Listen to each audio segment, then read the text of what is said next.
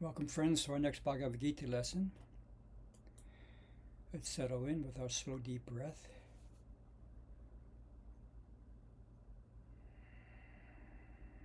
Hari Om Tat Sat. Om Shanti. In Hindu mythology, there's a sage named Narada, and on his way to visit Lord Vishnu, he would sometimes act as an intermediary between the seekers and God. They would ask him, Narada, when you see the Lord, could you find out how many more births I need to take before I get enlightened?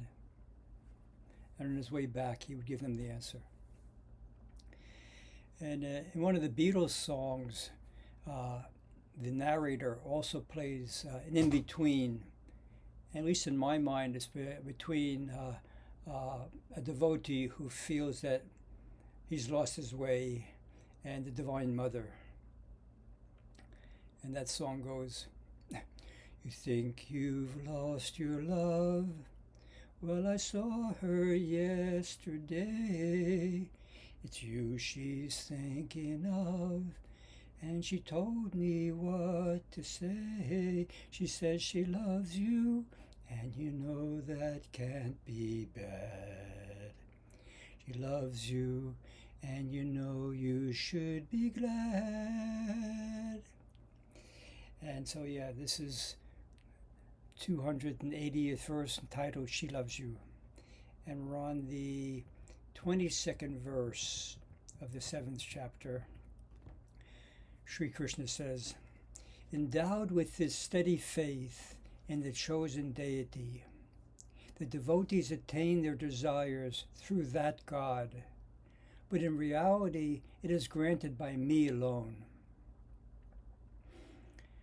In the previous verse, Krishna, speaking as the cosmic consciousness, explains that it's he who bestows Shraddha, faith, a steady faith in whatever we're worshiping. In this verse, he adds that it's also that one being alone that grants desires based on that faith, no matter what form of God you worship.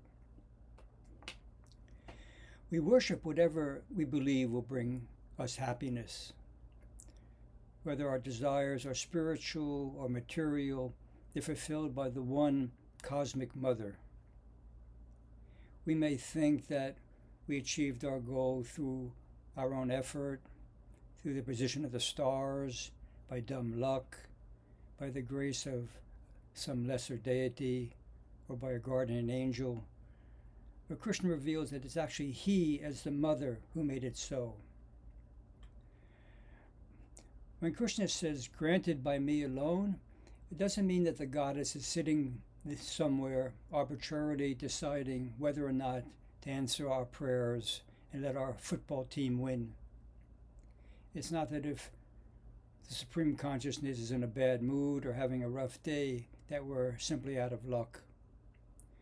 Rather, granted by me alone signifies that the one being is the sole power capable of dispensing the intricate web of karmic outcomes.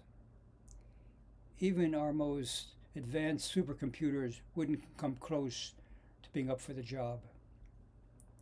For our reflection, the United Nations estimated that in November of 2022, the global population reached 8 billion humans.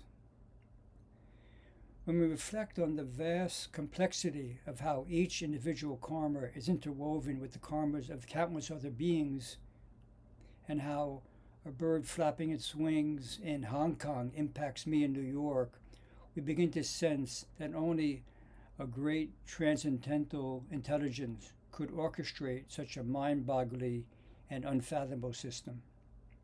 Thanks for joining. See you soon. Om Shanti, Shanti, Shanti.